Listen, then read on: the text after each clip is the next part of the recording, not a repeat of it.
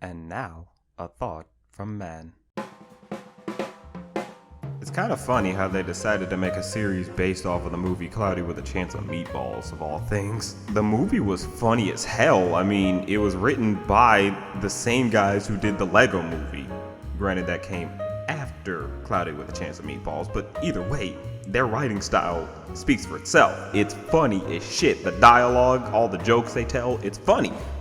So, for them to decide to make a series based off of it, it's kind of like, do you really think you could capture the old movies without Phil Lord and Chris Miller?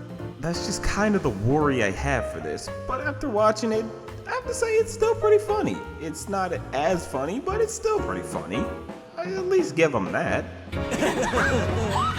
The premise of the series is very different from the movies because this takes place before the movies. It's a prequel series, so basically it has nothing to do with the food, which kind of renders the whole title redundant when you think about it, because it's like, if there's no food, then there's no reason to call it Cloudy with a Chance of Meatballs. Like, that was the big identity, is that it's raining food all the time. So that's just kind of the one thing that works against it. It's just the title doesn't really fit.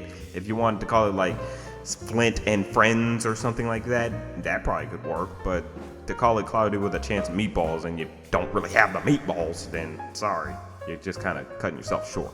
Oh, well that's fine. The series follows Flint and Sam while they're in high school, but there's kind of a trick here, because in the movie it's implied they've never met each other until the movie, when they're grown adults. So the way they work around it is by having Sam have to move away, and Flint decides to erase both his and her memories of each other so they won't feel sad once she moves.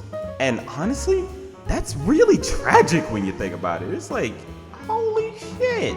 I mean, damn. They just gonna forget each other, forget all the good memories, forget all the good times, all the laughs they shared. And it's like, dang, that just sort of adds a tragedy to them. I mean, now you kind of are happy that they're together in the movies, but it's still kind of in the back of your head, you're just like, they did that to retcon. It's a clear retcon. It's so they could justify the series. There's no other reason but to justify this series, because otherwise this destroys the continuity in its entirety. Or they'd have to say it's some alternate universe or some bullshit like that. So honestly, I'll at least give it to them. This kind of works because it still keeps the continuity alive. It's just pretty obvious why they have it, honestly. It's not you, it's me. It's just my family moves a lot. And every time I go to a new place and I meet a new friend, we end up leaving and then I have to say goodbye again. You can write. Just email. You don't even know him, honey. He's the mover. Well, what if we agree that if you have to move from Swallow Falls, I'll invent the Flint Lockwood memory eraser, and it'll wipe out any memory of our friendship. That way you won't have anything to miss. The characters are honestly the way they were in the movies. It's just they're a bit more immature since they're in high school this time around. And that's kind of for the better. They still work off each other pretty well. Sam and Flint are pretty funny together, especially when they bring out Sam's inventive side. She basically acts as a good competitor to him. The whole series is mainly about Flint inventing some stupid invention that backfires on him, and he just has to stop it a lot of the times. And that's basically all you mainly get from it. It's sort of just the basic premise of Cloudy with a Chance of Meatballs that got the whole plot started in the first place.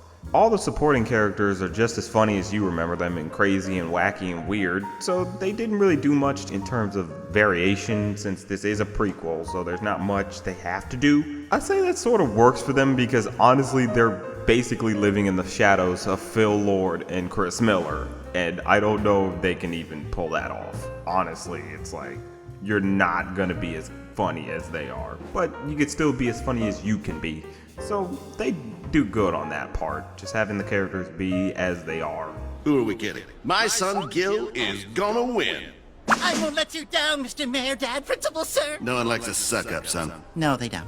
The animation style actually works for it. It's still sort of choppy a bit, but it sort of works for itself when they want to do big expressions. They managed to get off the slapstick like the first movie had pretty well. And the style itself feels very reminiscent of a bedtime story picture book. I say for the most part, it works. The animation works for the series as it is, so I give them that.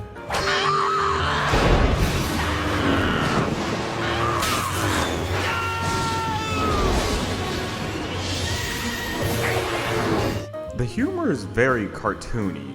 It's more cartoony than the movie, but the movie had a lot going for it. So here, they're just mainly relying on being kind of wacky, crazy, and weird, like the movie, but a bit more cartoony and weird than the movie. And I say it's like, yeah, you might as well go with that. You're just not capturing what Phil Lord and Chris Miller did. But making it your own thing works better versus trying to live in the shadow of the original movie. I say it was a good choice from the creators to just be their own style of humor versus trying to emulate the style from the movies, because otherwise it's just going to be a failure. It's better to be your own thing rather than live in the shadow of someone else. Ooh, nice. This is just ultimately a nice little series that just works for itself. It doesn't try to be the original movie because it knows it can't emulate that. It just cannot live up to that standard. And I just say that's good. Just be your own thing, and it works for itself. It definitely just tries its best to work for itself, and it succeeds in that manner. So for the most part, it's just good. The characters are all the same, just a bit more immature, but for a good reason, because they're in high school. So it's just a fun little series that you can just turn your brain off to and have fun with, like the original movies. And I'd say that's just kind of nice to get every once in a while, just something you can turn your brain off and just sit down and enjoy. But that's just a thought.